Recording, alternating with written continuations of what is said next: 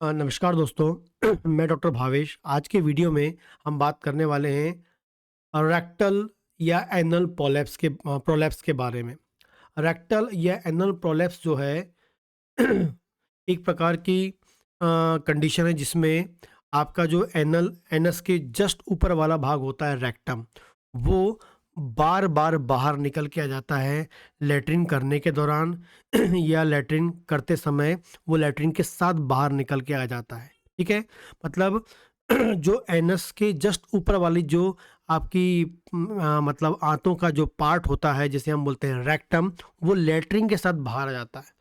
ठीक है, और ये जो समस्या है जिसे हम बोलते हैं रेक्टल प्रोलैप्स बोल सकते हैं या एनल प्रोलैप्स हम इसे बोल सकते हैं, जिससे व्यक्ति को बहुत अधिक परेशानी होती है। शुरुआती टाइम में यदि ट्रीटमेंट ले ले, इनिशियली स्टेज में ट्रीटमेंट ले ले, तो इस समस्या की आगे की जो कॉम्प्लिकेशंस है, समस्या आगे जाके जटिल होने वाली है, उससे आप बच सकते हैं।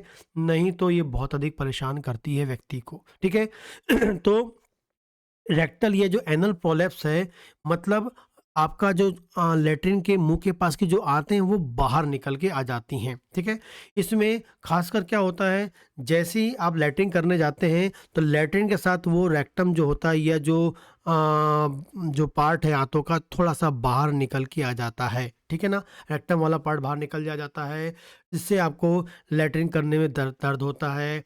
लैट्रिन करते समय आपको जलन होता है। लैट्रिन करते समय आपको ब्लीडिंग भी हो सकती है, आपको याद रखना है। साथ में म्यूकस बाहर आता है, और इसके अलावा आपको याद रखना है, लगातार लगता है कि कुछ पार्ट बाहर निकल रहा है। लगातार आपको लगता है कि अभी लैट्रिन जो है, लैट्रिन करके आप आए, ऐसा लगता है कि लैट्रिन अभी कंप्लीट नहीं हुई है, फिर से मुझे लैट्रिन जाना चाहिए, ये फील होता है। इसके अलावा बैठने में तकलीफ होती है कई बार, और क्योंकि लगातार जो व्यक्ति है उसको हाथ से फिर उसको अंदर करता है, लैट्रिन हो जाए उसके बाद वाले भाग को फिर वो अंदर करता है। लेकिन लगातार ये समस्या बनी रहती है, तो आगे चल के जब हाथ से अंदर करने वाली कंडीशन भी खत्म हो जाती है, वो बाहर ही पड़ा रहता है। तो ये है आपका रेक्टल या एनल प्रोलैप्स की जो समस्या होती है। इसका जो मुख्य कारण होता है, यदि कोई व्यक्ति लंबे समय से उसको यदि कब्ज की समस्या है, लंबे समय से कब्ज होता है, और लैट्रिन कब्ज बना उन लोगों में होता है, या लैट्रिन करने में बहुत अधिक ताकत लगाता है तो होता है। लैट्रिन करने गया है, आधा आधा घंटा लैट्रिन में बैठा हुआ और ताकत लगा रहा है लैट्रिन बाहर निकालने में, उन लोगों में होता है। या हम बोलेंगे किसी को यदि बार बार डायरिया की कंडीशन भी होती है, लूज मोशन लगातार बना हुआ है, साल महीनों से होता है, ठीक होता है ठीक, उससे भी क्या होती है, रेक्टम के आजू बाजू की जो मसल्स होती हैं वो वीक हो जाती हैं।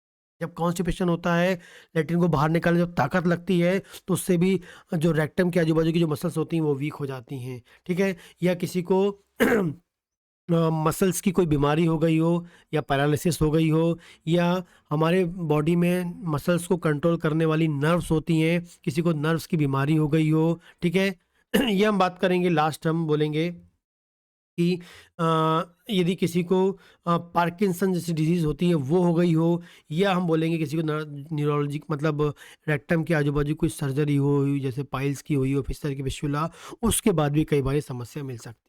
ठीक है तो इसको समस्या को ठीक करने के लिए कुछ दवाएं हैं जिनका सेवन आपको लगातार कुछ टाइम तक करना पड़ेगा। जो भी दवा बताऊंगा एजुकेशनल पर्पज से होती है, लेने से पहले पास के डॉक्टर से मिले तो बहुत अच्छी बात होती है, ये इस वीडियो का डिस्क्लेमर होता है। ठीक है, तो पहली दवा का नाम है पोडोफाइलम। यदि आपको लैट्रिन करने के दौरान, खासकर छोटे बच्चों में लैट्रिन करने के, जैसे छोटा बच्चा है और लैट्रिन करता है तभी उसका रेक्टम बाहर आ जाता है, तो हम उसे बोलते हैं, उसमें दवा देते हैं पोडोफाइलम। पोडोफाइलम नाम की दवा आपको उपयोग करना है। ठीक है लैट्रिन करते दौरान यदि आपको छोटे बच्चे को क्या मिलता है, प्रोलेप्स मिलता है। दूसरी हम बात करते हैं इग्नेशिया। इग्नेशिया जब वो जो दवा है, खासकर जब ताकत लगाते हैं, लगातार ताकत लगाते रहते हैं, और लगातार ताकत लगाने के कारण आगे जाके आपको प्रोलैप्स मिलता है, रेक्टम बाहर निकल के आने लगता है। लगातार कब्ज के कारण ताकत लगाने के साथ आपका प्रोलैप्स होता है, तो इग्नेशिया आप सोच सकते हैं। इसके अलावा बात करेंगे रूटा नाम की जो दवा होती है, जिन लोगों में रेक्टम की मसल्स वीक हो गई है, रेक्टम की मसल्स वीक हो गई है, उन मसल्स की वीकनेस के कारण क्या हो गया, प्रोलैप्स हो गया है, तो आप रूटा नाम की दवा यूज़ कर सकते हैं। बहुत ही मसल्स वीकनेस के कारण आपको मिल रहा है तो आप यूज़ कर सकते हैं रूटा। नक्स वोमिका है, जिसको लंबे समय से दसों साल से कब्ज़ की समस्या है, दसों साल से वो ताकत लगा रहा है लैट्रिन को बाहर निकालने में, और उसके बाद हिस्ट्री में मिलता है कि आपको बाद में आपको प्रोलैप्स ऑफ रेक्टम मिल जाता है, तो नक्स वोमिका के नाम की दवा उपयोग करनी चाहिए। एंड लास्ट है कैलकेरिया कार्ब। ये मोटे लोगों में, मोटे व्यक्ति में मसल्स वीक होने के कारण, कब्ज़ होने के कारण ये दवा होती है, तो आप सोच सकते हैं कैलकेरिया कार्ब। मोटे लोगों में ये समस्या है तो कैलकेरिया कार्ब।